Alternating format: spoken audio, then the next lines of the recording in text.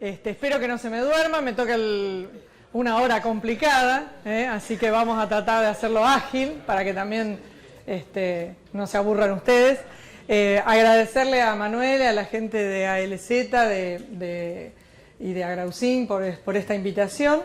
Y sí, también, igual que Gustavo, felicitarlo porque la verdad no pensé que iba a haber tanta gente. Bueno, para aquellos que no me conocen, mi nombre es Margarita Sillón. Yo estoy a cargo del área de fitopatología de la Facultad de Ciencias Agrarias, que está en la ciudad de Esperanza. Para aquellos que no son acá de Argentina, Esperanza está a 230 kilómetros al norte de Rosario, de donde estamos ahora. Y pertenece esa facultad a la Universidad Nacional del Litoral, porque originalmente abarcaba todas las provincias del litoral. De ahí después se desprendió la Universidad Nacional de Rosario y la Universidad Nacional de Entre Ríos.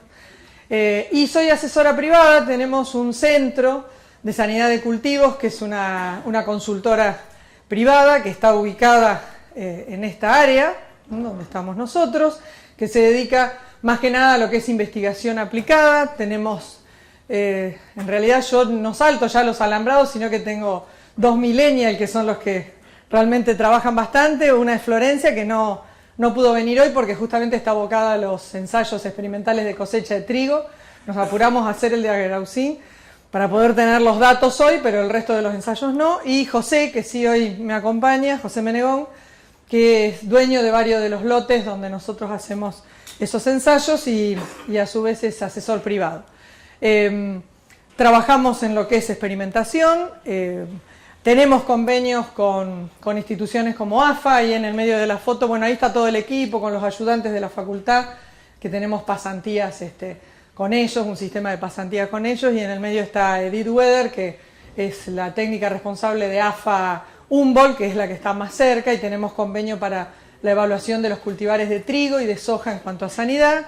Y también en nuestro campo experimental, que tiene 4 hectáreas, desarrollamos algunas de las tareas de la maestría en protección vegetal de la Universidad del Litoral.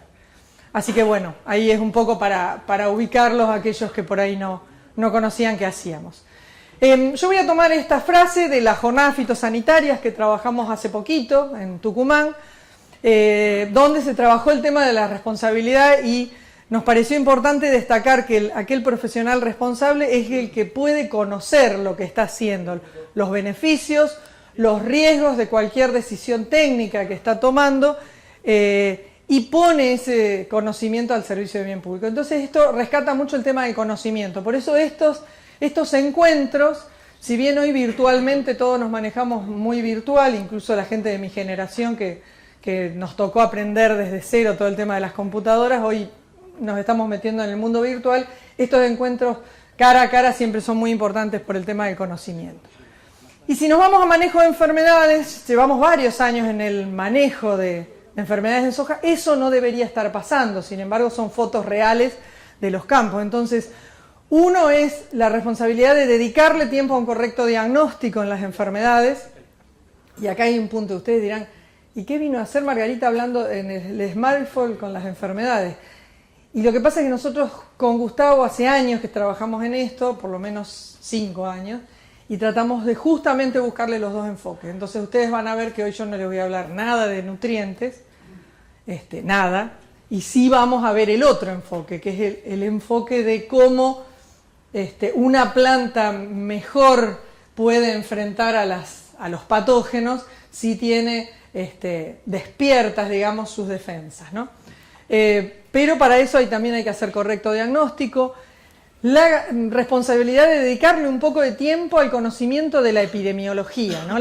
Una epidemia es el progreso de una enfermedad en una población, por ejemplo humana. Bueno, para las plantas es lo mismo, y a veces es importante tener en cuenta algunos conocimientos para poder enfrentar en el manejo. Y finalmente, la responsabilidad de actualizarse, saber, por ejemplo, ahora estamos entrando en soja, bueno, ¿qué podemos esperar como enfermedades en soja para la región, por ejemplo?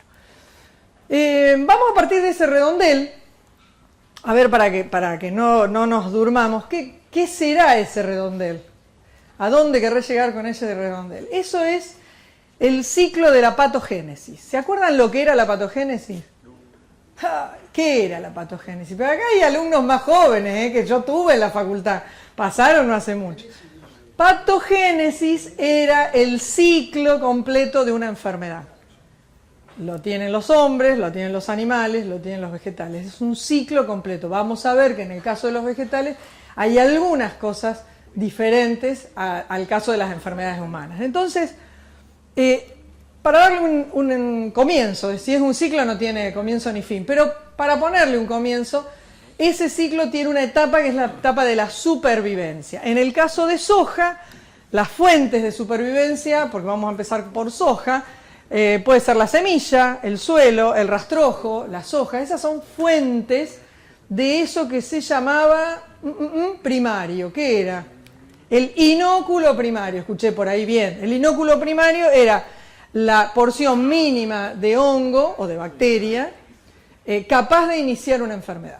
Entonces, a partir del periodo de supervivencia, se forma un inóculo primario que se disemina, muchas veces ayudamos a diseminarlo, sobre todo en problemas intensivos, de cultivos intensivos, llevando de un lugar a otro cajones, semillas contaminados, así que nosotros ayudamos en esa diseminación, hasta que ese patógeno en algún momento llega a tocar la hoja, por ejemplo, y comienza la inoculación. Para algunos autores, ustedes van a ver que arrancan el ciclo en la inoculación porque sería donde se pone en contacto concreto el patógeno y el hospedante. Pero como es un ciclo, sirve.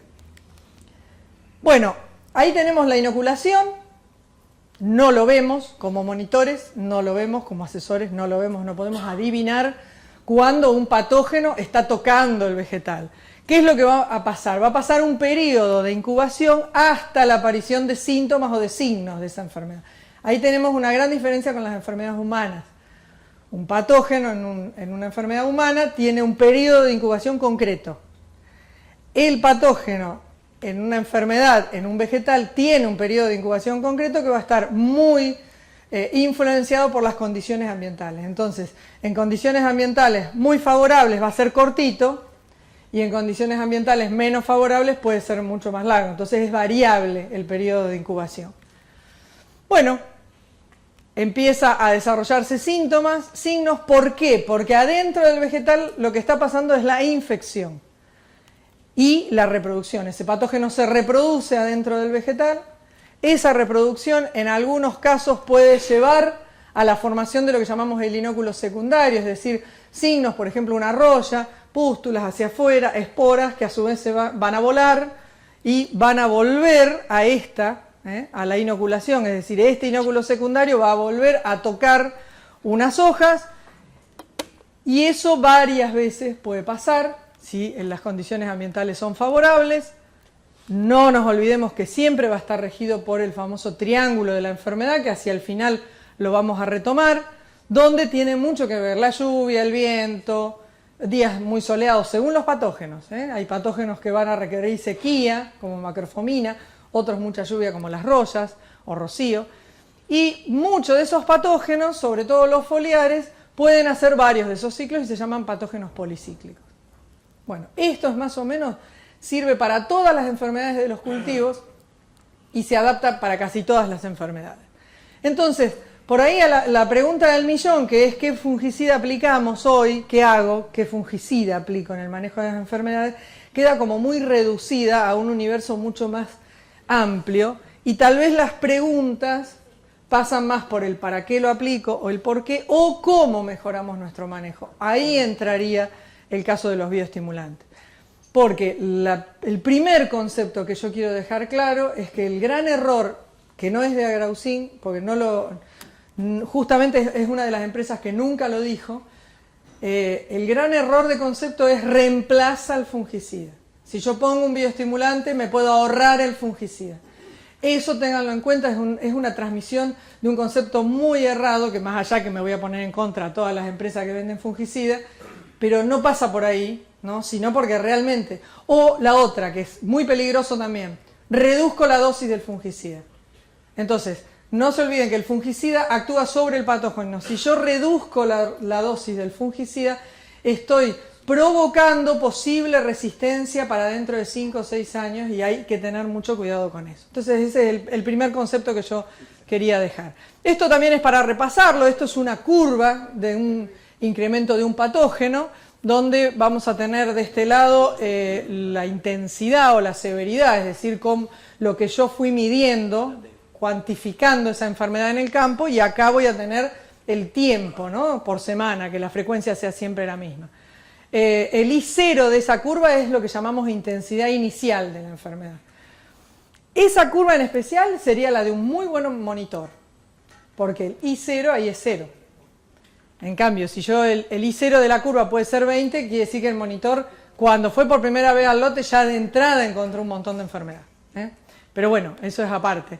El IF sería la intensidad final de esa enfermedad, y eso es lo que más importa en el manejo de una enfermedad, que es la tasa de incremento del patógeno, es decir, la diferencia entre una semana y la anterior.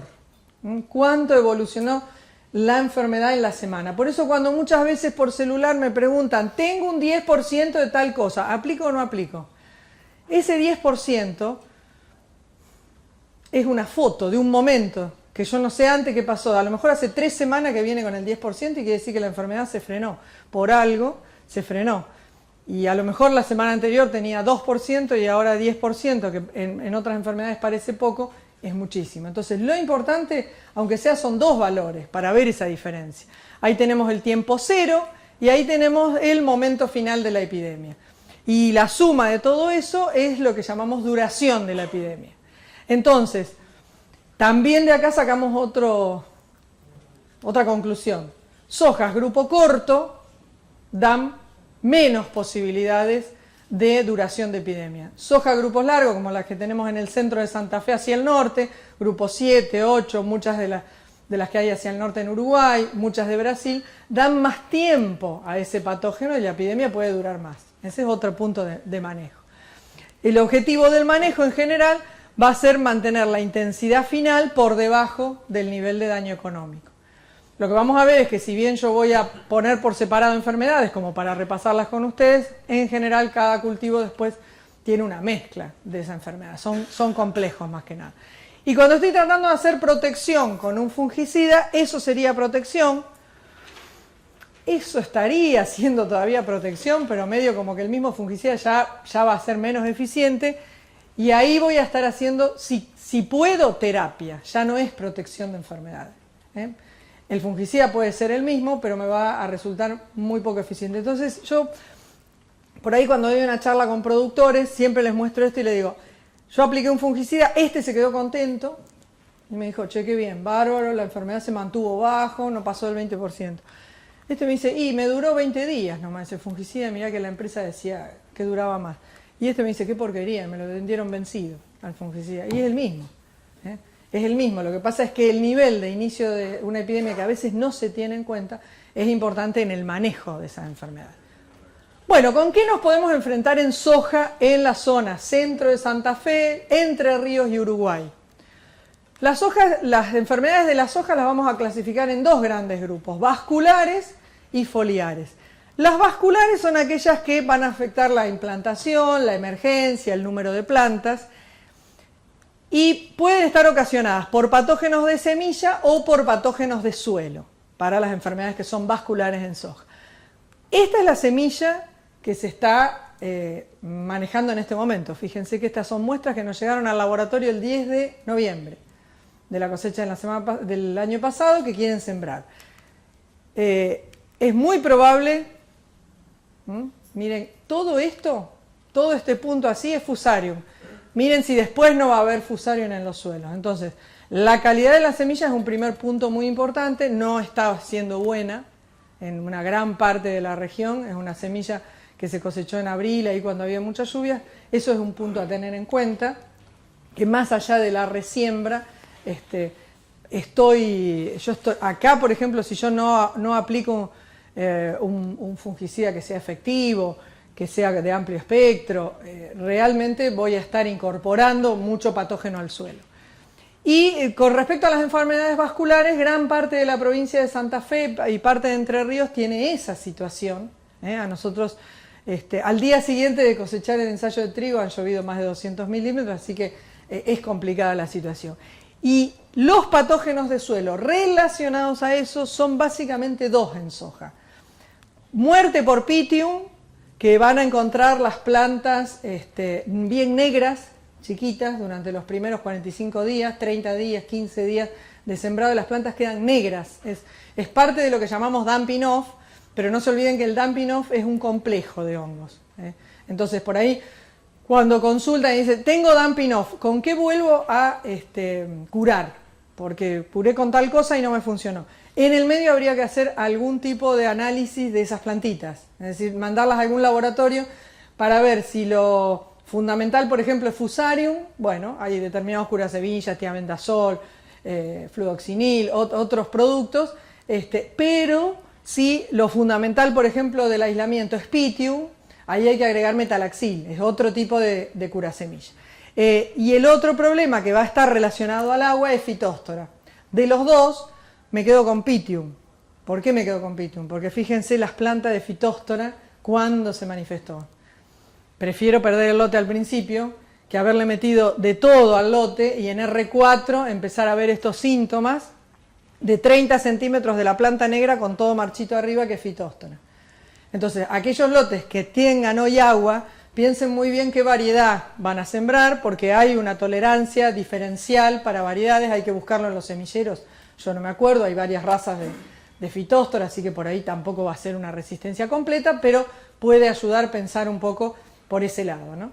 Pero esos serían los patógenos de las enfermedades vasculares en un arranque. Y después hay este síntoma que seguramente todos lo vieron, todos los que hacen soja, hay mucha gente acá que son asesores en soja. Ese síntoma de necrosis internerval corresponde a 3 distintas enfermedades en soja, todas monocíclicas, es decir, que tienen un solo ciclo de cultivo y que son sistémicas en la planta de soja.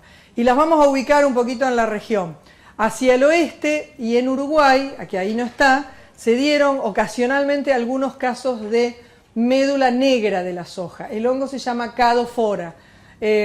¿Por qué lo pongo en verde? Porque son casos muy aislados que no corresponden a una epidemia que se han dado en Uruguay hace 2 o 3 años atrás y en nuestra región hacia el oeste de la zona. Yo vivo acá, donde dice Esperanza, por esta zona. Pero es un patógeno de suelo que no pasa a la semilla, está solamente en el suelo y muy relacionado con el monocultivo de soja. Entonces, si ustedes la detectan y algún laboratorio les indicó que era este patógeno Cadophora, hay que convencer a ese productor de sacar 1 año, si puede, o 2, sería mejor, no creo que lo logren, soja del lote, que no haga soja al año siguiente, porque enseguida baja. Ustedes, es notable cómo responde muchísimo a lo que es la rotación.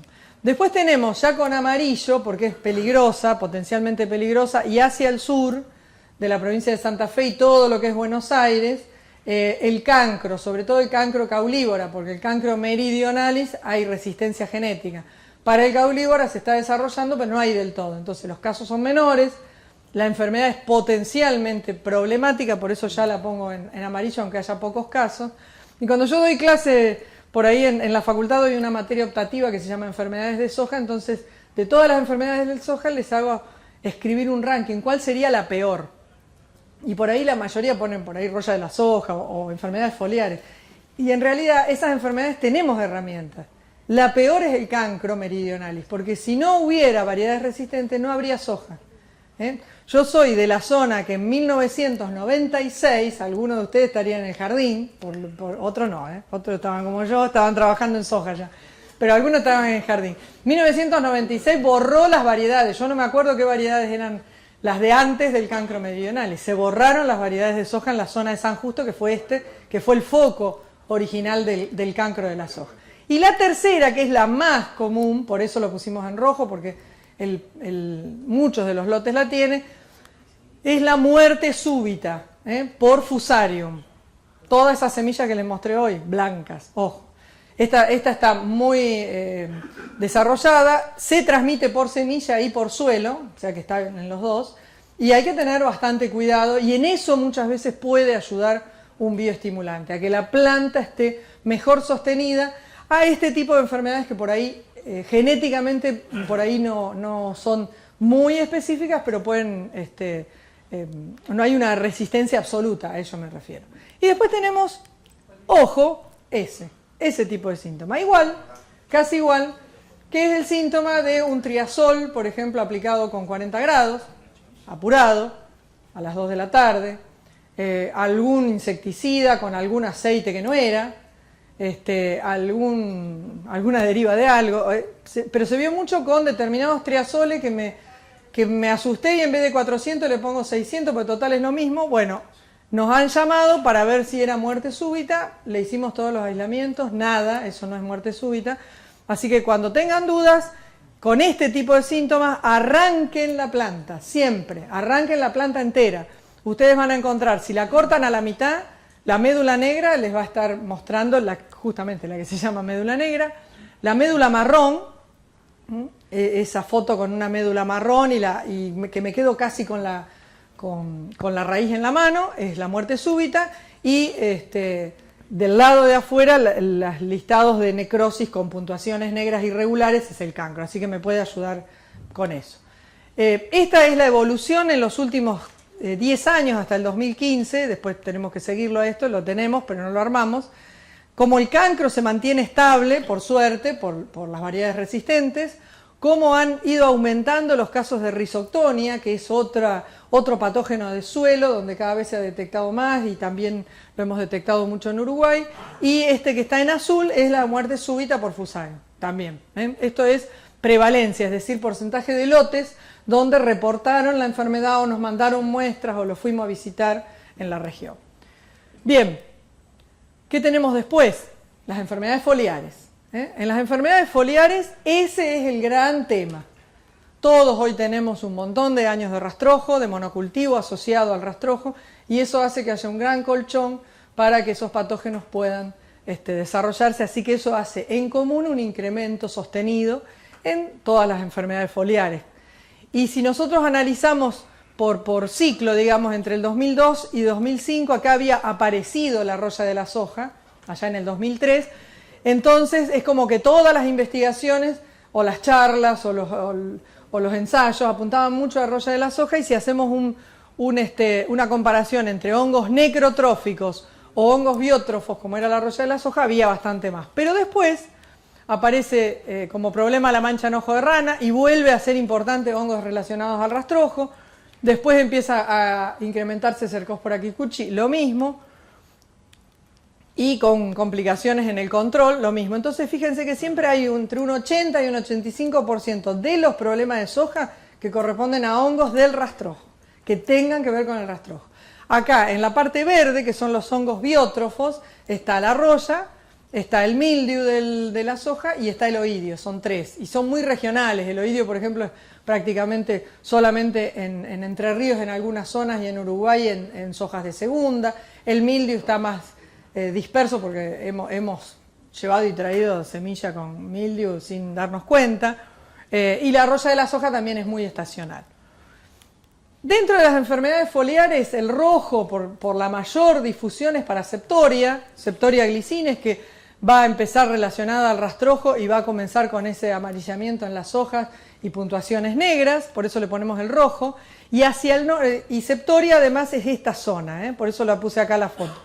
Todo lo que es este de Córdoba, todo lo que es Santa Fe centro y sur, y por supuesto Buenos Aires, pero ahí ya no me quiero meter en otro, para que no me peleen los de Buenos Aires, Entre Ríos y Uruguay, todo eso es Septoria. Si me voy al norte, el problema más importante empieza a ser Cercospora kikuchi. Toda esta banda, cuando hay soja, Santiago del Estero, norte de Santa Fe, mucho más sol, el hongo tiene una toxina que es la cercosporina que se activa con el sol, días muy cálidos, ahí empieza a ser problemática. Después tenemos la mancha en ojo de rana, que a nivel regional no es importante para nosotros porque tenemos todos grupos largos, y si nos vamos hacia el sur de la provincia de Santa Fe, sí empieza a ser, a medida que hay grupos más cortos, puede llegar a ser un problema para manejar, y si nos vamos a Buenos Aires y todo lo que sería sur de Entre Ríos y la parte de Mercedes, Dolores, podríamos tener, pero siempre relacionada a grupos cortos. La roya de la soja es un problema estacional de sojas de segunda para toda esta área.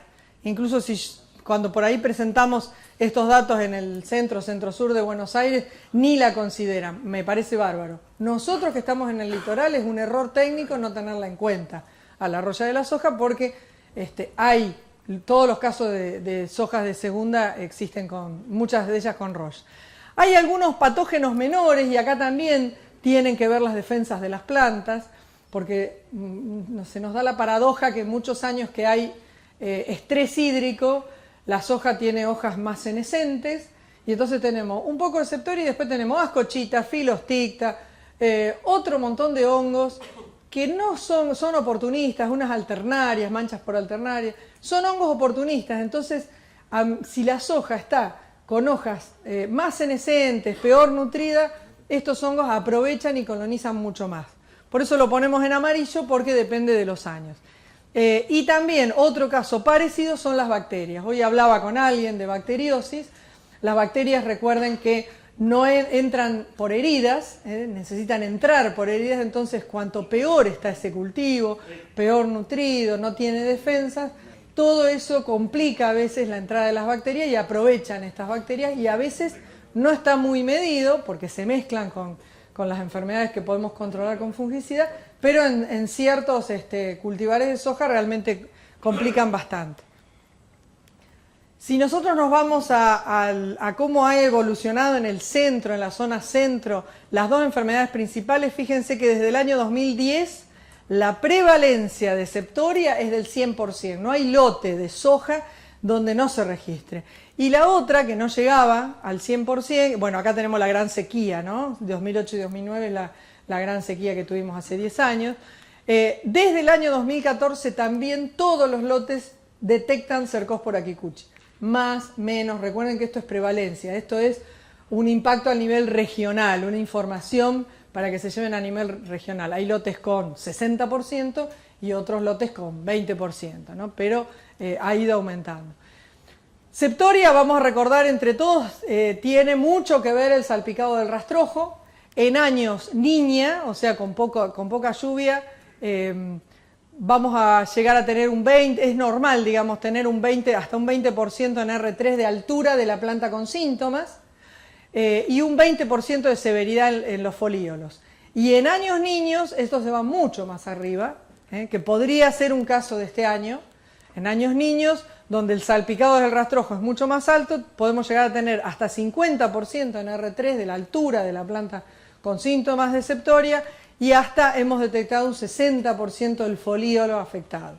Entonces, cambia bastante, está muy relacionada con el año y con los años de rastrojo. Yo siempre recuerdo que cuando empezamos a trabajar en Uruguay en el 2003 con Entoagro, había mucha diferencia entre el nivel que encontrábamos acá en Argentina, que llevábamos muchísimos años de monocultivo ya, y lo que encontrábamos en Uruguay. Hoy eso se ha ido emparejando, porque llega un momento que a varios años de monocultivo, Septoria ya se hace endémica, digamos, en la región. Y acá tenemos, vieron que hoy les mostré la curva epidemiológica. Bueno, acá es una curva tipo para Septoria, sacada de varios años, del promedio de varios años, donde se incrementa y más o menos se mantiene ahí entre un R3 y R4.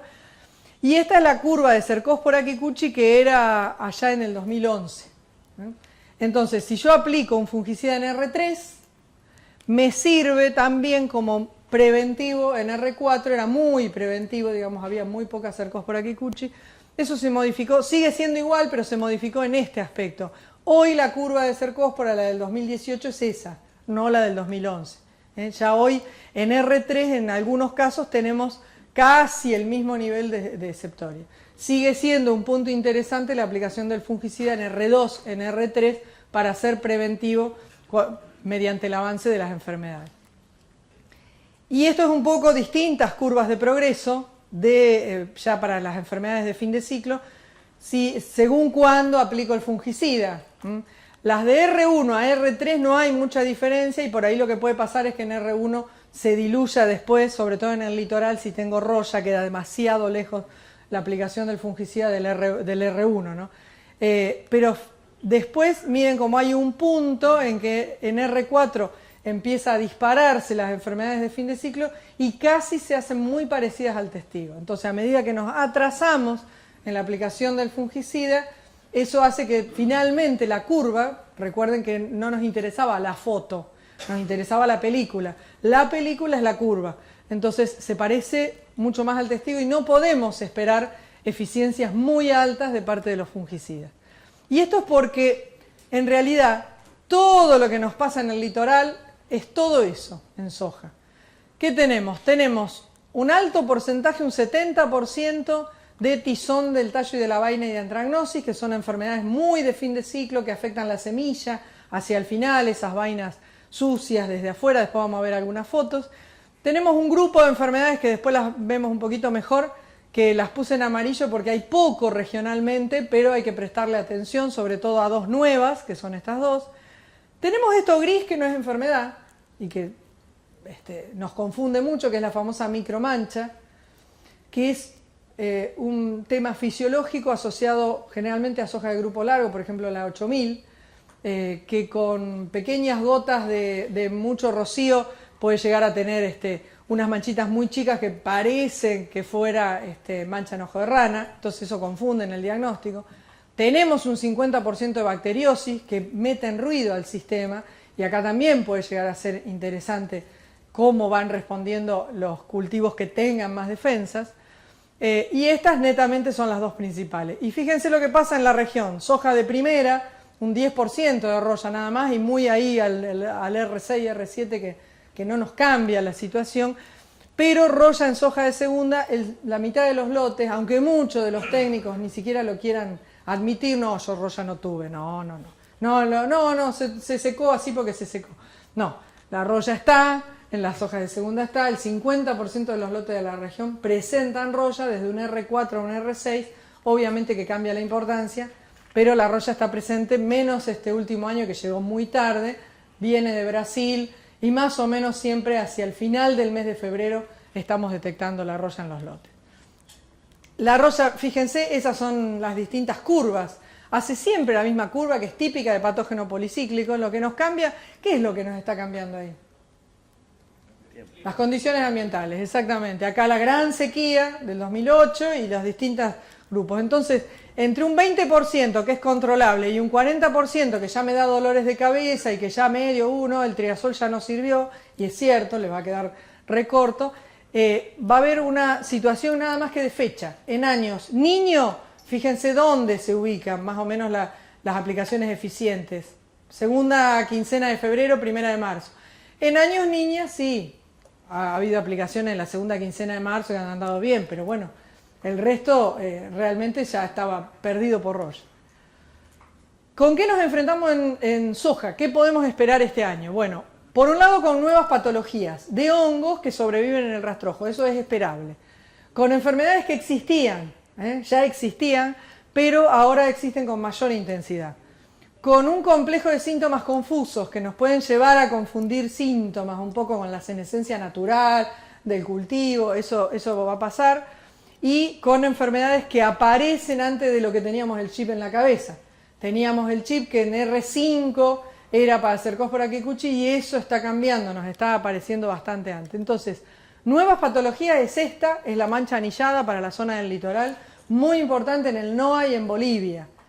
Corinéspora cassícola es un hongo del rastrojo, donde hay una escala que utilizan mucho en Bolivia, en Paraguay, en todo lo que es el NOA. Nosotros de la escala llegamos ahí en el 2015-16 y ahí en la segunda campaña. Despacito vamos creciendo en la escala de severidad.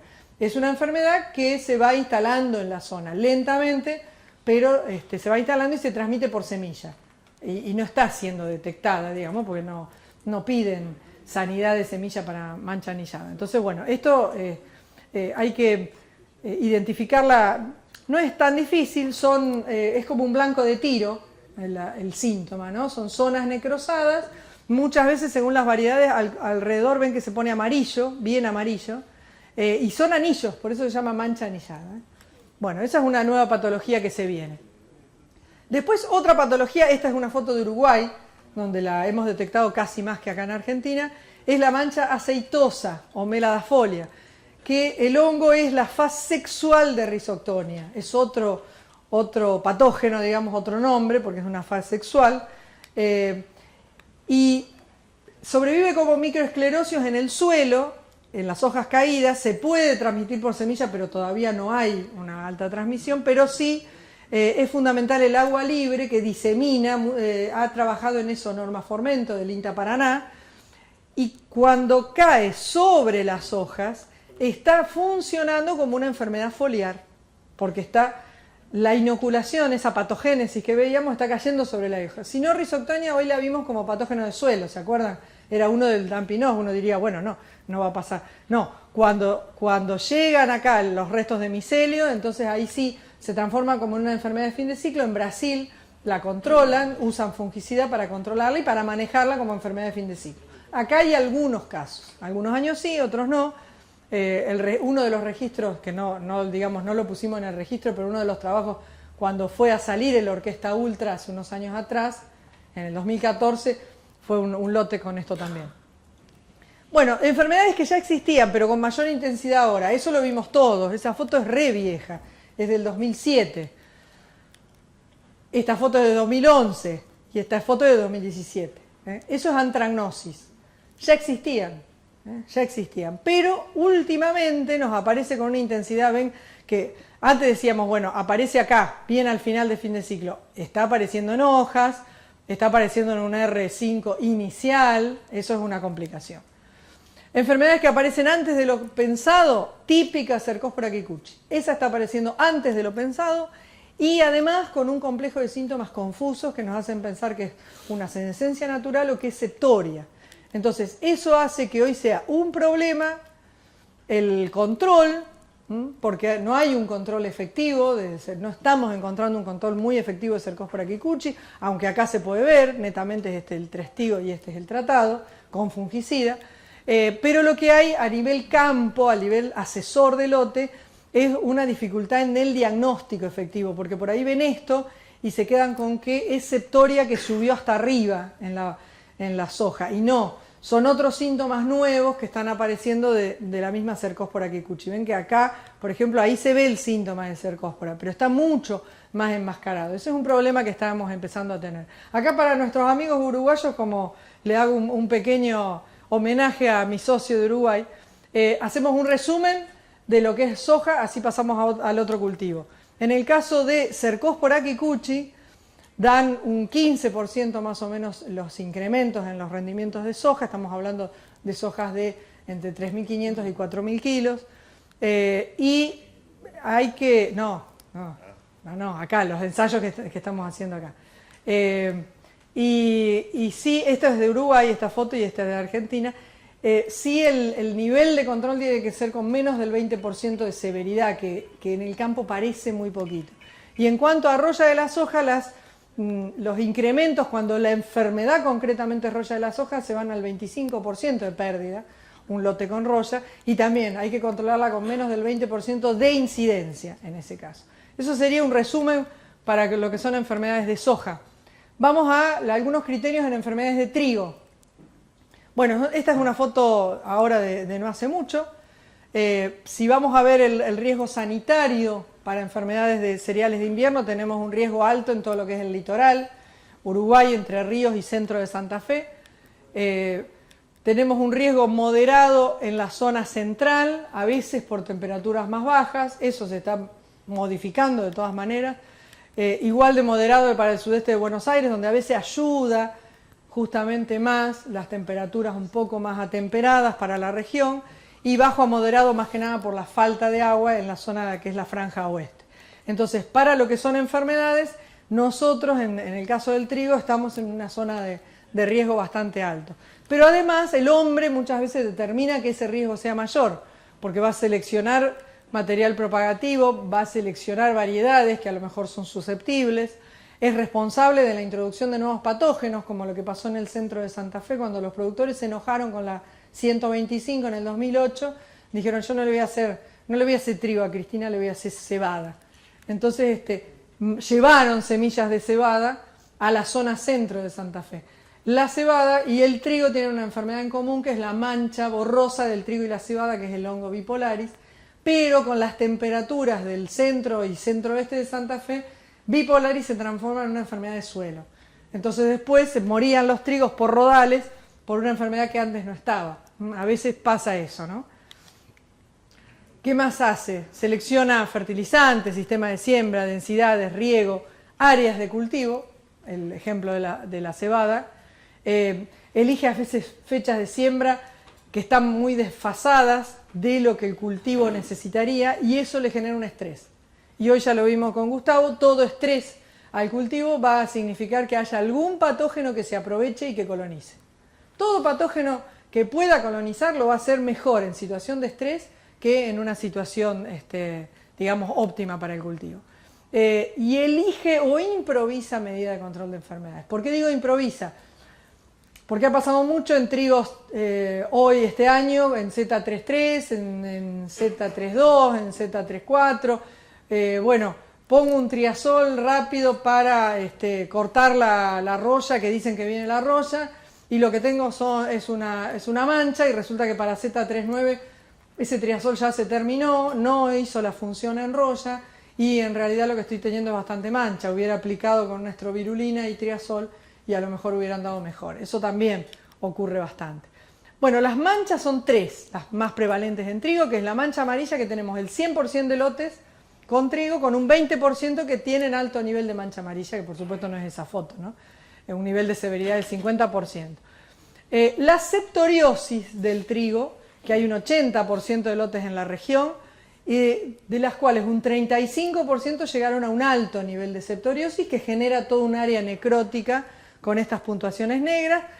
Es septoria, igual que la de soja, pero en este caso septoria tritici, así que le corre lo mismo, es decir, tiene pignidios en el rastrojo que salpican y van a la planta y generan necrosis. Eso es igual. Y esta es la mancha borrosa del trigo y la cebada, que es común a ambos, que es bipolaris. Hay menos, por supuesto, en la región, es bastante nueva, lleva 11 años en la zona más o menos introducida, y por ahí también en la región no está el mismo conocimiento que lo que puede ser el sudeste de la provincia de Buenos Aires o Uruguay, que hace años que tienen cebada y saben más cómo manejarla. Entonces, por eso también se difundió, porque por ahí veían una manchita chiquita, no le doy importancia, no lo conozco mucho, y por eso se difundió la enfermedad. Con respecto a las royas, esta es la más común, la roya anaranjada o de la hoja, cuyos hay varios cultivares que tienen muy buen potencial, son susceptibles, se manejan con fungicida. Más hacia el momento de octubre, noviembre, en estos momentos la roya del tallo, en aquellos cultivares, sobre todo los franceses, que son muy susceptibles. Y esta fue la gran protagonista de nuestra región, que es la roya amarilla. Le corre lo mismo que hoy habíamos visto para soja, es una enfermedad vieja. Yo entré en la Facultad de Ciencias Agrarias en el año 1988 en fitopatología. En ese momento estaba en el programa, después, bueno, hay alumnos que cursaron después la sacamos del programa porque no existía la enfermedad. Y ahora tuvimos que volver a poner en el programa. Es una enfermedad que existe en forma importante en los últimos 3 años. Tiene una curva de progreso semejante a lo que estuvimos viendo para cualquier hongo policíclico. Ahí, digamos, estaba al comienzo, pero en una semana ya pasó a integrarse con la roya de la hoja, con la otra roya, para llegar a ese tipo de áreas necróticas. Uno dice, no, roya sí es biótrofo. ¿Cómo va a generar necrosis? Sí, la roya amarilla tiene esta característica, que como las pústulas son a lo largo, abajo de esas pústulas quedan áreas necróticas, se pierde área foliar, por eso es importante la pérdida. Hay un porcentaje, fíjense cómo fue este año, para todo lo que era el área centro, teníamos en Z32 ya un 25% de lotes, de variedades mejor dicho, no más que de lotes, de variedades con roya amarilla. A Z37 un 34% y hizo una gran expansión, casi a la mitad de las variedades con roya amarilla, para Z65, estos son los ensayos de sanidad de variedades que le seguimos a AFA. Así que es una enfermedad bastante difundida. Para resumir lo del trigo, entonces, al principio podemos tener podredumbres, hongos de suelo, rhizoctonia, hay algo de Pythium en el trigo, no es tan común como en soja, pero podría llegar a haber. Luego vamos a tener hacia macollaje, en algunas zonas puede haber oidio cuando los días son muy nublados, con mucha lluvia, no es una de las enfermedades más importantes para algunas regiones. Mancha amarilla, este trabajo es del 2003 de Annone y Carmona, les digo por qué, es del 2003, mancha amarilla va desde encañado, rollas van desde encañado, luego puede aparecer septoria un poquito más tarde. Para el momento de mancha amarilla y roya, el componente más afectado puede ser el número de granos por espiga y el peso, pero a su vez es el segmento más tecnificado, donde hay monitoreo, donde se vende, digamos, el servicio de monitoreo, es el mercado más importante de fungicidas, están bastante definidos niveles, y luego cuando viene todo bien, podemos llegar a tener Fusarium, que es un hongo floral, que lo que más nos va a afectar es el peso de mil, que tiene por ahí una baja frecuencia, pero un alto impacto. ¿Por qué les digo que ese es el original trabajo del 2003 de Marcelo y de Juan Anone? Porque le agregamos como problema importante la mancha borrosa ahí, bailando un poco, porque en la zona de Santa Fe va a ser una podredumbre y en la zona de Buenos Aires y sur de Uruguay puede ser sí una mancha foliar, y sobre todo por esto, porque cuando retomamos aquel viejo trabajo con Lucrecia en el INTA Pergamino, hoy está mucho más adelantada el tema de rollas y de mancha. En eso cambia con aquel trabajo original. Y porque se agrega este año, ya estaba también, es una enfermedad vieja que apareció ahora en la zona de Buenos Aires, nosotros no porque ya cosechamos, pero todo lo que es Buenos Aires hoy está teniendo problemas con Septoria nodorum, que afecta a los nudos del trigo y puede afectar mucho la espiga con áreas necróticas y puede afectar la calidad. No sabemos cómo van a terminar esos lotes. Y acá entonces empieza a ser importante el tema de las defensas, que es un poco las estrategias que después les voy a mostrar que hicimos en el ensayo de trigo. Si nos vamos a maíz, así no se duerme, ¿no? Ya la mezcla de enfermedades es bastante, pero fíjense que volvemos en todas al redondel ese que habíamos hecho al principio. Bueno, si nos vamos a maíz tenemos 4 grandes problemas en maíz. Algunas enfermedades que causan dumping off son las menos, aparte el maíz, el híbrido viene curado, bien curado, son fungicidas 4 o 5 mezclas para semillero, no es problema. Hay algunos problemas de desorden generalizado como virus o como mildew. Después tiene un gran rango de enfermedades foliares que cada vez están antes, hoy ya aparecen casi desde B4.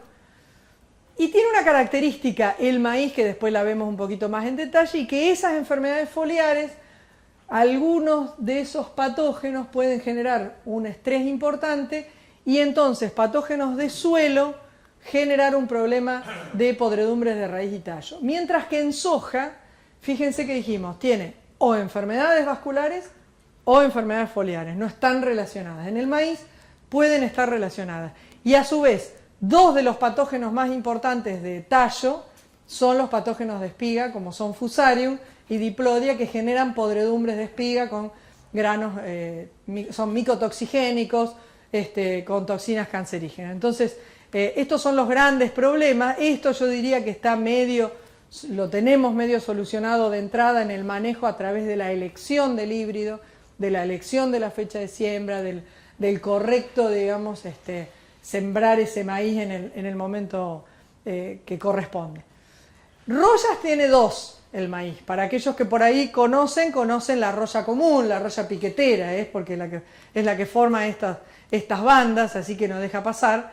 Esa es la roya común del maíz, la más común de las rollas. Está en todos los maíces que son susceptibles y es una roya que va de los 16 a los 24 grados, más o menos. Otro detalle, todas las rollas de todos los cultivos tienen el mismo rango de temperatura. Y la temperatura no es determinante, porque la roya lo puede compensar con horas de mojado. Si la temperatura no es la conveniente, compensa con más horas. Pero todas las rollas van de 16 a 25 grados. Lo que pasa es que cuando nos situamos en las rollas del trigo, decimos necesitan tiempo cálido, porque estamos en agosto. Cuando nos situamos en la roya del maíz o la roya de la soja, decimos necesitan tiempo fresco, porque ojalá tuviéramos nosotros 20 grados en enero. Pero es la misma, la temperatura es exactamente la misma. Bueno, la única que cambia es esta otra roya, que es la roya sureña. Si ustedes buscan bibliografía de Estados Unidos, la roya sureña, para nosotros la roya norteña. La roya norteña es Puccinia polisora, va a estar en el norte de Argentina, todo lo que es norte de Santa Fe, Chaco, Paraguay, Bolivia, todo lo que es el norte. Es una roya que abarca, fíjense cómo está la hoja, ¿no? parece la roya de la hoja del trigo. De golpe les va a aparecer en cualquier lugar de la planta de maíz, así que todo lo que decíamos de evaluar la roya común en las 3 hojas que rodean la espiga, espiga más 1, bueno, para esta roya no corre nada de todo eso, es solamente para la roya común. Esta te aparece arriba, no se frena, al contrario, necesita más de 27 grados, así que sigue con 33 grados, esta roya sigue y aparece bastante en febrero, marzo, para lo cual es problema en los maíces tardíos. Esa es la roya común. En la roya común las curvas no cambian mucho. ¿Ven las curvas de los últimos años? Más o menos, si tenemos que ver, hay una expansión de B8 a un R1, un R2. De todas maneras, para la aplicación de fungicida, acá estaríamos llegando, digamos, por cuestiones fisiológicas ya sería un poco tarde. Así que, bueno, pero más o menos responde siempre a ese rango. Si nos vamos a nivel región, que es lo que hoy nombró Gustavo, estos son maíces de primera. En maíces de primera acá tenemos regionalmente cómo fue evolucionando a lo largo de los años hasta este último año, que con la sequía obviamente se cae todo esto, ¿no? Pero lo que es rojo es la cantidad de lotes de de maíz de primera con roya común. Netamente es la enfermedad dominante, digamos, ¿no? Lo que está en marrón son lotes con tizón, que es otra enfermedad que ahora le está palo y palo con la roya común, y antes era solamente de maíces tardíos y hoy ya está bastante más afectada. Y lo que está acá abajo, muy poquito para maíces de primera, es roya polisora. Prácticamente no hay ese tipo de problema en maíces de primera. La roya común ocasiona pérdidas del 5 al 8% en maíces de 10.000 kilos. Hoy veía los maíces de 14.000 kilos. De Gustavo y me daba cosa, ¿no? Porque nosotros, bueno, un maíz de 9.000 kilos es bárbaro, 10.000 kilos para la región es bárbaro. Pero esa es la pérdida por roya común. El otro gran problema es el problema de los tizones. Los tizones hay varios, pero el tizón común, que es Xeroilum tursicum, tiene algunas características a tener en cuenta por un monitor, por un asesor, que tiene una infección temprana, recuerdan el círculo con el que empezamos, y la visualización es tardía. Esto significa que tienen un periodo de incubación muy largo, de latencia muy largo. Y el momento más adecuado para el momento de la inoculación, que es el que no vemos, son prolongados periodos de humedad en estado vegetativo. O sea, lo que tenemos ahora. Pero ¿cuándo se va a visualizar? Se puede visualizar dentro de 45 días recién, o hasta de 60 días.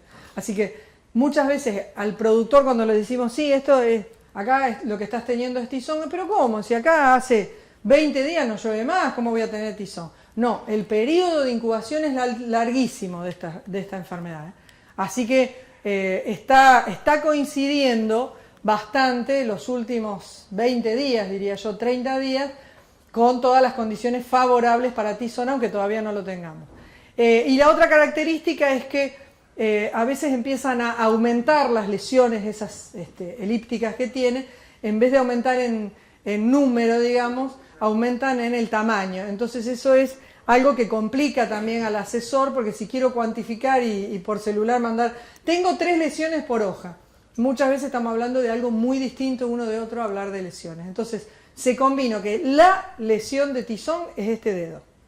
Eso es una lesión de tizón. El dedo chiquito es una lesión de tizón, que sería esta.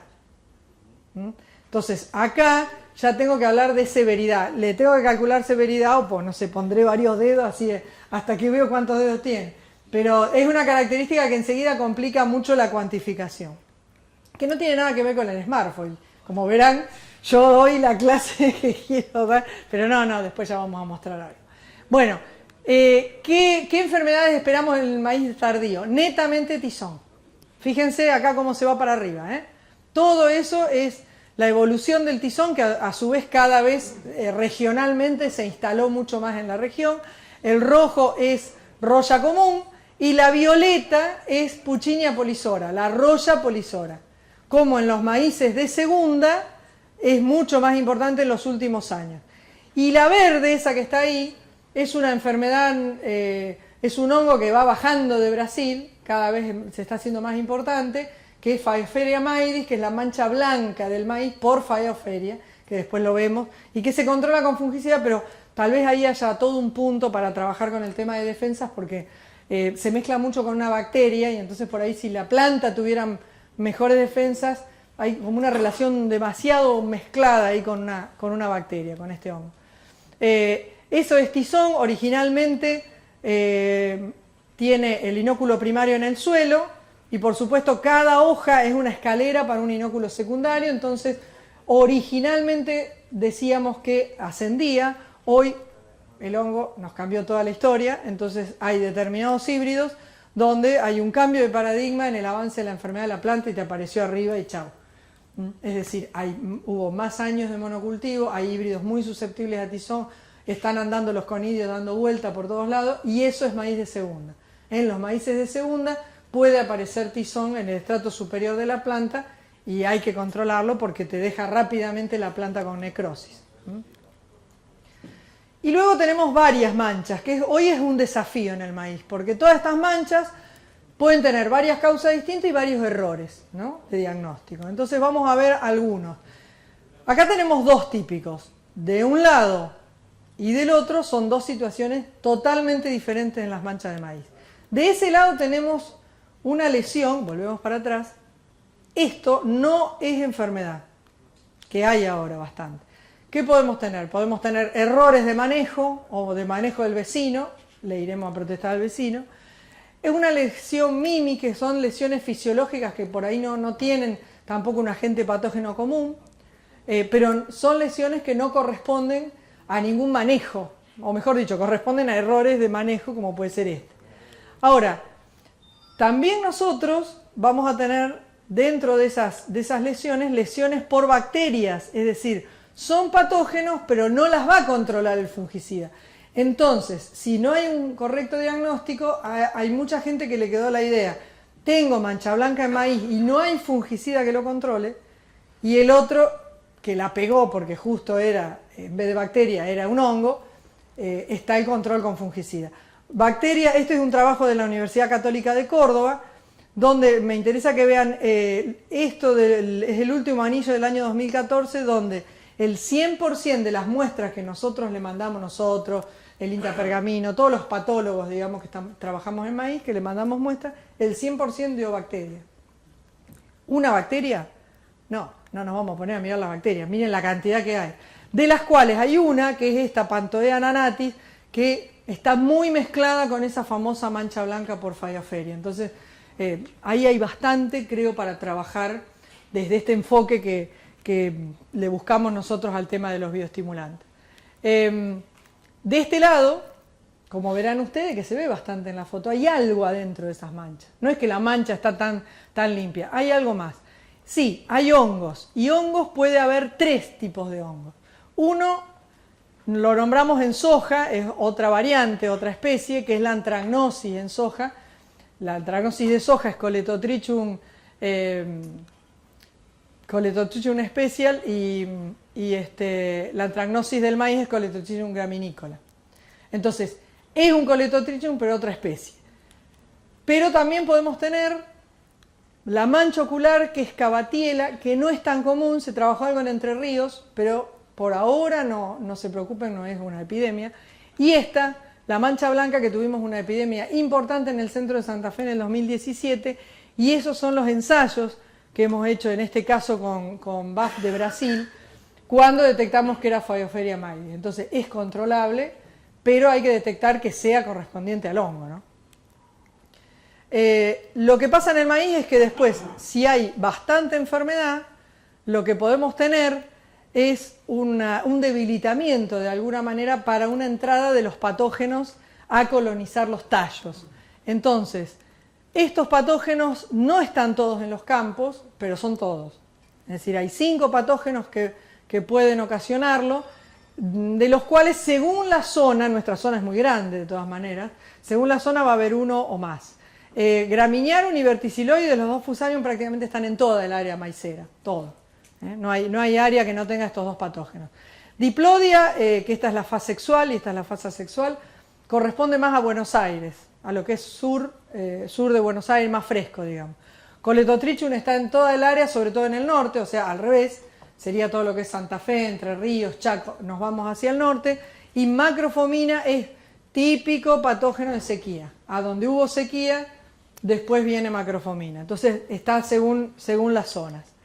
Fíjense la diferencia entre híbridos. Hay diferencia entre híbridos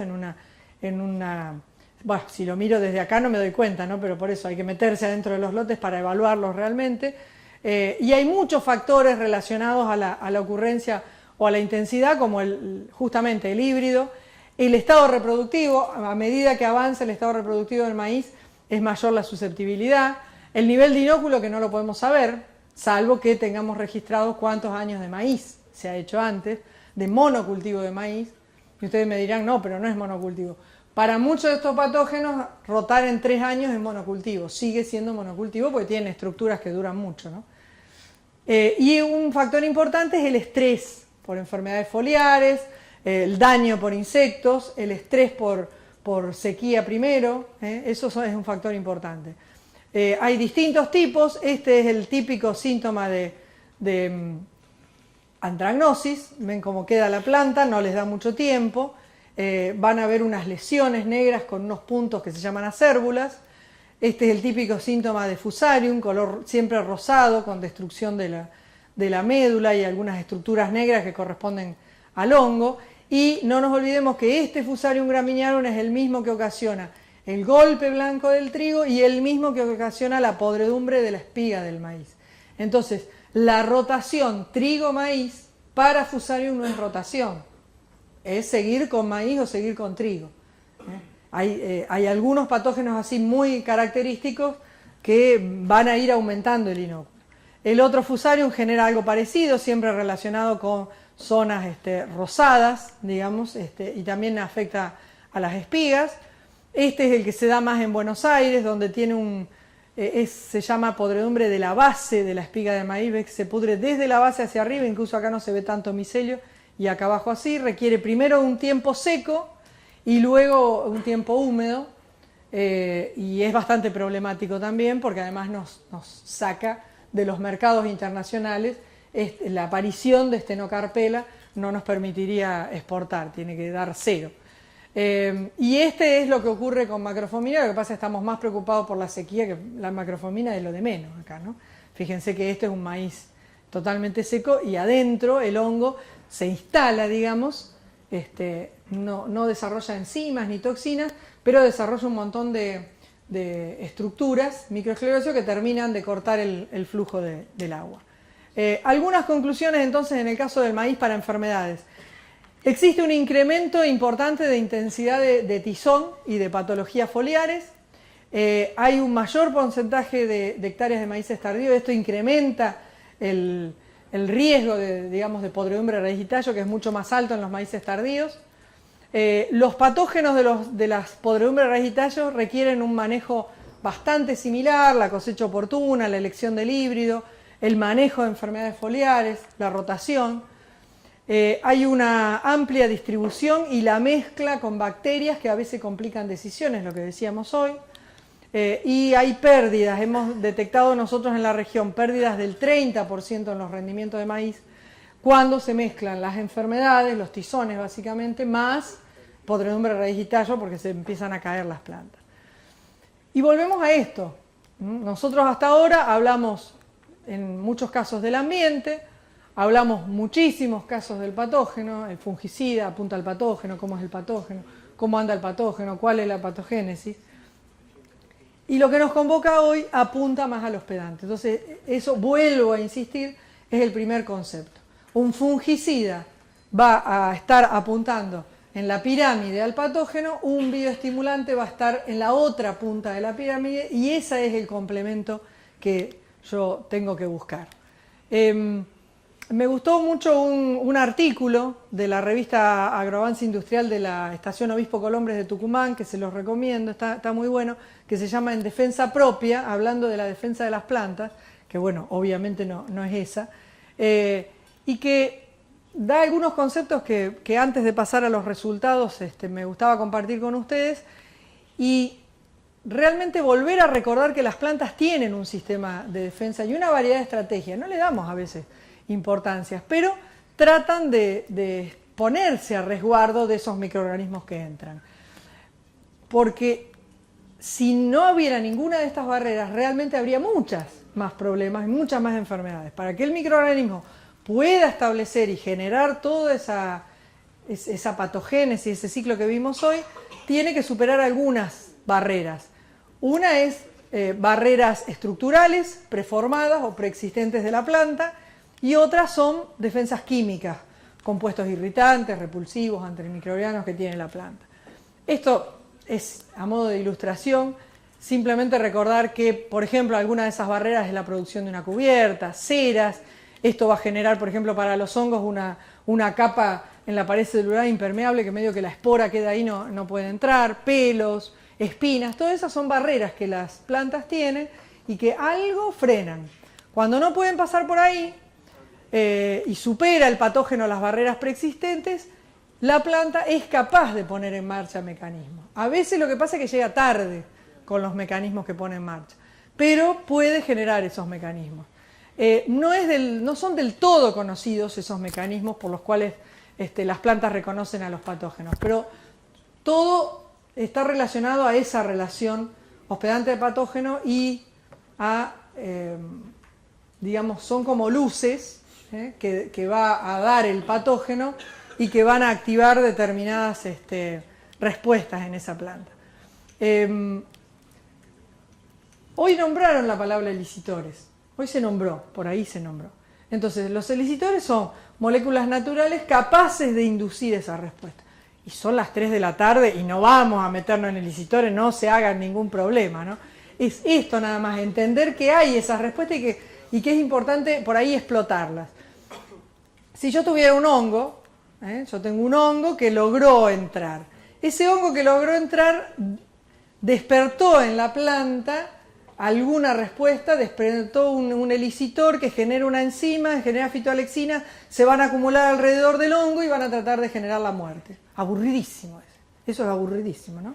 Y esa foto es espantosa también, pobre Florencia, pero digamos, es típico diagrama que es aburrido. Entonces, como estamos en la era de los emoticones, vamos a hacerlo más sencillo. El patógeno entra. Pero la planta, si entra el patógeno, tiene que esperar a despertarse cuando entra el patógeno. Y muchas veces, a lo mejor, esa defensa ya llega tarde, o el patógeno la logró superar. La idea de un elicitor es que si yo estoy aplicando ese bioestimulante, estoy tratando de adelantarme a la respuesta de la planta, que la planta diga, acá hay algo raro, acá hay algo extraño, voy a abrir mi respuesta y entonces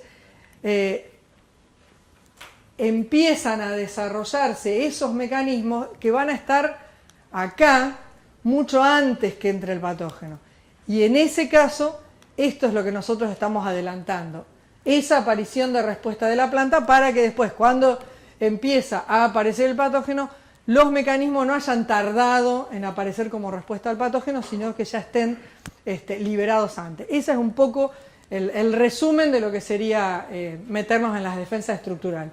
Y antes que se me vayan, por favor, me pidieron entonces algo de los resultados que estamos haciendo en investigación aplicada. Bueno, el primer resultado que yo les voy a mostrar es el resultado en trigo, porque lo cosechamos hace 10 días, apurados para tenerlo para la reunión, y nos pareció interesante porque es el trigo de ahora, ¿no?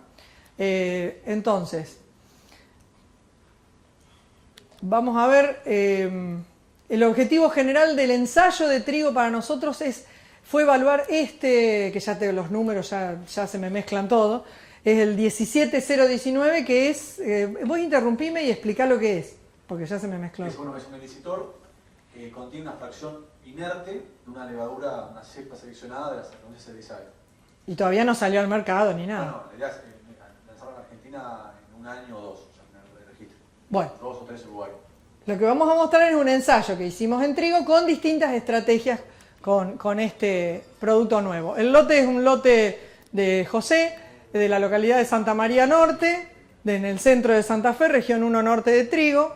Se utilizó la variedad 514, que tuvo mucha mancha amarilla. y vamos a ir, este era el protocolo. El protocolo implicaba, bueno, un testigo sin tratar, un fungicida químico que fue el ópera, el T2 es un ópera, el T3 es la aplicación del producto más el ópera en Z39.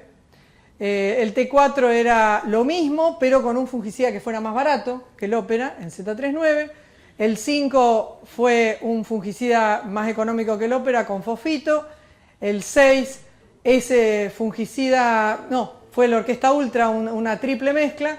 Y el T7 y el T8 planteaban, porque yo, digamos, hace rato que les vengo diciendo, miren, las respuestas, no esperemos a tener, si yo voy a hacer un inductor de defensa, tengo que irme a la foto de los emoticones que les nombré recién. Por ahí, el inductor de defensas le tiene que dar tiempo a la planta para que desarrolle la defensa. Entonces, bueno, creo que me hicieron caso y lo metimos en Z32 y luego el fungicida en Z39 y el otro fue en Z32 y ahí le quiso agregar el Smartfoil y hacer un fungicida más económico. Así que bueno, distintas estrategias para tener en cuenta. Ahí está. Estas son las temperaturas, algunas cuestiones para que tengan en cuenta.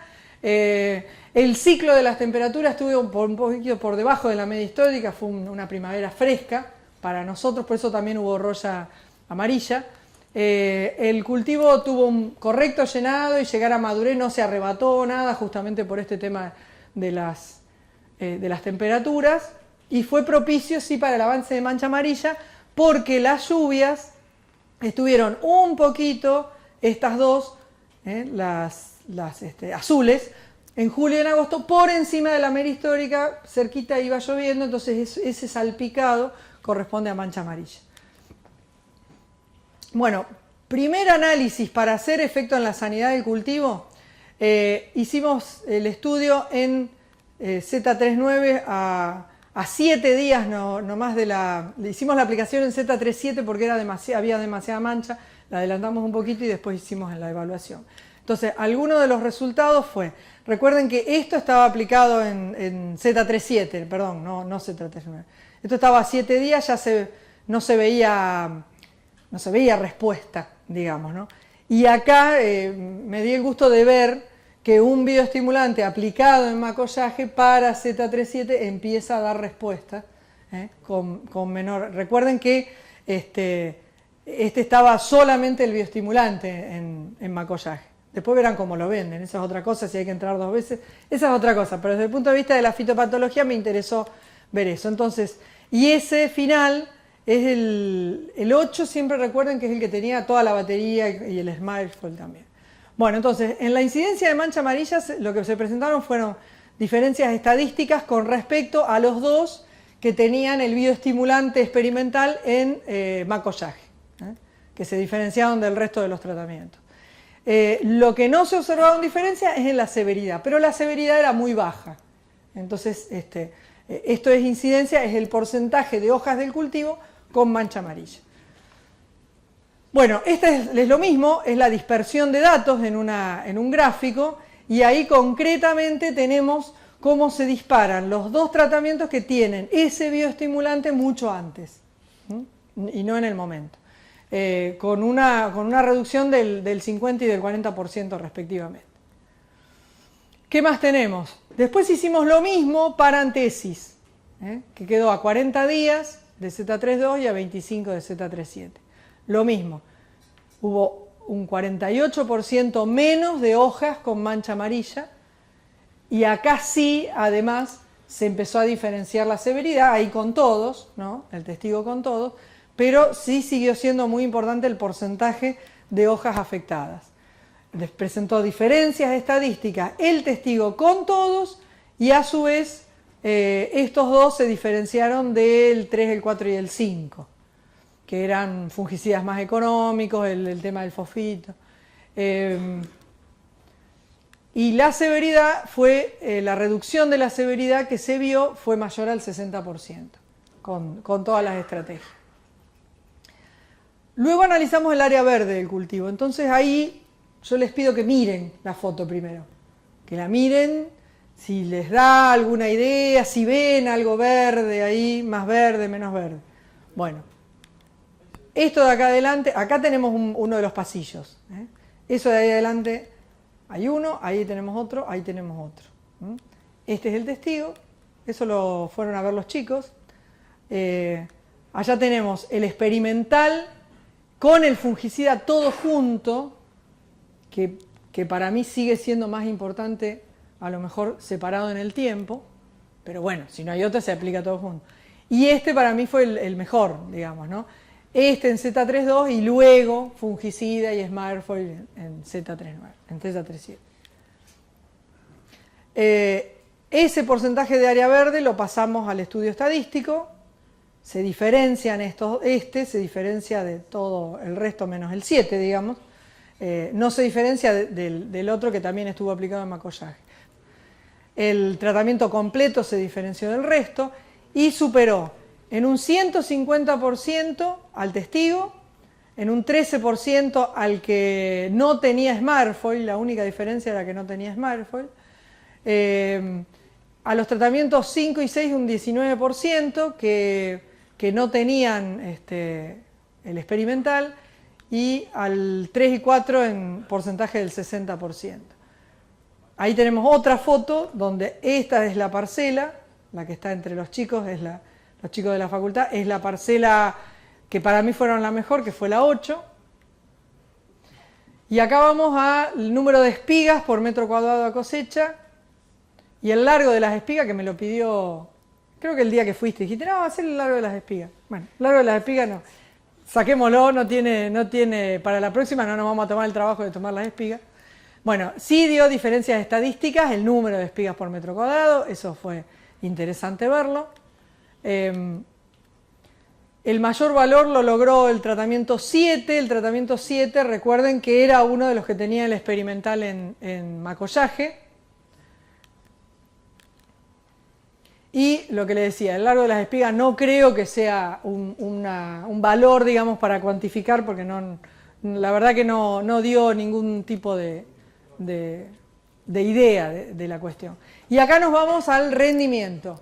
Estas son las diferencias estadísticas. Acá, para no estar con el 2, 3, 7, que ya los voy a marear, vamos a poner directamente las estrategias. Acá tenemos el valor del testigo en todos y estos son los distintos incrementos. Entonces, en primer lugar tenemos el tratamiento 8, que fue el experimental en macollaje y la batería, pero con un fungicida más económico. Muy cerquita fue que fue muy parecido con el Ópera. Macollaje, perdón, ¿no? Esos son los... Sí. Macollaje. El 7 y el 8 tuvieron el experimental en macollaje y el resto del tratamiento en hoja bandera. Todos los demás tuvieron, fíjense, el tratamiento recién en hoja bandera. Entonces, le sigue la orquesta en hoja bandera. Para mí hoja bandera fue tarde para esperar los fungicidas. Anduvieron bien los que tenían el inductor de defensa. Los trigos que tenía, y José lo puede decir porque no esperó a Z37. Él mismo en lotes de él aplicó antes los fungicidas. Entonces, bueno, fíjense cómo la aplicación del fungicida siguió siendo tarde acá, pero nosotros de alguna manera inducimos defensas en la planta. Después le sigue el experimental con un fungicida más económico. Fíjense cómo lo mejora bastante, ¿no?, al fungicida que es más económico, y no tiene gran diferencia. Al poner el inductor de defensas se achican las brechas por ahí entre tipos de fungicida. Ahí tenemos el Ópera solo, y acá tenemos que ahí sí se nota mucho la diferencia, un genérico con fosfito. Fíjense que este genérico y este genérico es el mismo. Y están aplicados en el mismo. Acá no hay aplicación de macollaje. Fíjense cómo lo está potenciando, ¿no?, al mismo genérico. Eso me pareció bastante interesante para tener en cuenta, y además todo con diferencias estadísticas. A veces las diferencias estadísticas no dicen mucho, es para un investigador, y a los asesores lo que les importa son estos números, ¿no? Todo eso fue, porque no lo agregué acá porque si no iba a quedar muy pesado, hay una escala, una tabla donde el peso de los granos estaba bastante relacionado a esto, y también en algunos casos lo que se logró fue mayor número de granos por espiga, pero como son tablas bastante parecidas, me pareció que ir a los rendimientos era lo mejor. ¿Qué nos pasó en maíz? En maíz probamos el Smartfoil y el MF56, que recordame otra vez, hoy lo dijimos, pero vamos a recordar qué era. El MF56 es un mix entre el Smartfoil, un 80%, y se agrega una fracción mineral para darle un poco más de potencia a lo que es cloruro de potasio sobre todo. Bueno, en un NK900 que tuvo bastante tizón y que tuvo estrés hídrico. Acá para que vean granos por hilera con diferencias estadísticas. A ver, qué más, que esto lo quiero pasar más rápido porque yo se los voy a dejar. Esto es lo que nos pasó, esto. Lo otro, todos ustedes la van a tener la presentación. Este maíz, la verdad que lo abandonamos. Pusimos el ensayo, pusimos las estacas, todo, y después ustedes fíjense lo bajito que quedó. Y dijimos, no, vamos a hacernos el ensayo, se lo vamos a hacer en otro lado. Cuando hablamos con Fabián Echar, en ese momento estaba Fabián en Agrausim, me dice, mira, no saques nada, déjalo. Después al final, cuando terminen todos, si quieren, vayan a verlo. Y bueno, cuando lo fuimos a ver, nos llevamos una sorpresa, por supuesto, que es re triste tener un maíz de 3.600. Pero a los efectos de lo que es mostrar cómo puede sostener un estimulante, la verdad que nos llamó la atención, y sobre todo porque esta era la respuesta, ¿no? La verdad que yo no lo iba a traer primero porque acá no tenía nada que ver las enfermedades, lo habíamos abandonado, volvimos, le sacamos las fotos, se las mandamos y les pareció interesante guardar esa información para ver. Hoy había una foto de Gustavo Ferrari, creo que era de Gustavo, no, de ustedes, que tenía la espiga para arriba y tachado con, tuya, tachado con rojo. Bueno, acá se nota muchísimo, acá lo que falló, digamos, por la falta de lluvia fue el llenado, ¿no? Y después tuvo mucho tizón y entonces le cortó del todo el llenado. Así que, bueno, una cosa interesante para tener en cuenta. También probamos este producto bioestimulante que creo que lo mostró hoy Gustavo, mostró algo, el 12051. Es una levadura viva, es otra cepa, hay muchas cepas, como comenté, lo que es la Saccharomyces cerevisiae, que es una cepa específica que tiene un buen control en lo que es la promoción de la actividad de la resófera. Y acá, para no abundar en número de plantas y todo eso, que de todas maneras los informes ya los tienen todos Agrausim, vamos a las fotos directamente. Lo que nosotros vimos acá son siempre 30 espigas, siempre 30 espigas. Fíjense el llenado de algunas, esto no está comido, no nos pusimos a comer la espiga, le faltaba. Y simplemente quiero mostrarles las fotos, porque dejamos igual siempre el testigo y le fuimos poniendo las 30 espigas, el tamaño de 30 espigas, el desarrollo, la uniformidad por ahí de esas 30 espigas, lo que nos pareció también un producto por lo menos interesante para seguir trabajándolo. Y para ir finalizando, tenemos, ¿qué hicimos ahí en soja? No, en maíz, no me quedó maíz, pero eran soja. Me quedó la palabra maíz, perdón. Bueno, hicimos con fecha de siembra en noviembre del 2017, que se aplicó Smartfoil, y también tuvimos estrés hídrico y tuvimos mucha presencia de hongos, de esto que les comentaba hoy yo, oportunistas. Septoria, pero mucho hongo oportunista. Y esa fue la situación del testigo. Entonces, nos pareció muy interesante también ver, acá hay un testigo, acá hay otro testigo, porque eran macro parcelas. Ese era un ensayo demostrativo que eran en parcelas bastante más grandes, y me pareció muy interesante mostrar cómo la necrosis de Septoria y de todo el resto de los patógenos oportunistas había avanzado sobre el cultivo, ¿no? También en una situación de semiestrés, no sequía, pero con un estrés bastante importante. La severidad de las enfermedades de fin de ciclo entre el testigo y el Smartfoil tuvo significancia estadística, fue concretamente más baja. Y el área verde remanente lo mismo, tuvo significancia estadística y prácticamente estuvo más que duplicada, ¿no? A este cultivo no se le aplicó fungicida en ese momento porque realmente era un lote productor, era una parcela demostrativa. Me dijo, viene mucho estrés hídrico, vamos a dejarlo sin fungicida, vamos a probarlo. Bueno, reitero, es para mostrar acá adentro y no para que quede la idea que reemplaza al fungicida. Son casos puntuales que nos pueden ayudar, ¿no? Tuvo una importante cantidad de mayor cantidad de vainas, eso es obvio porque con un estrés abiótico como el que tuvo, la planta es como con una gran enfermedad, se desprende de las vainas que le sobren y por supuesto que eso redundó en una cantidad de rendimiento interesante, ¿no? Por eso, ojo, no fue con sequía, si no nosotros no vamos a sacar 3.000 kilos, pero sí tenía un cierto estrés hídrico.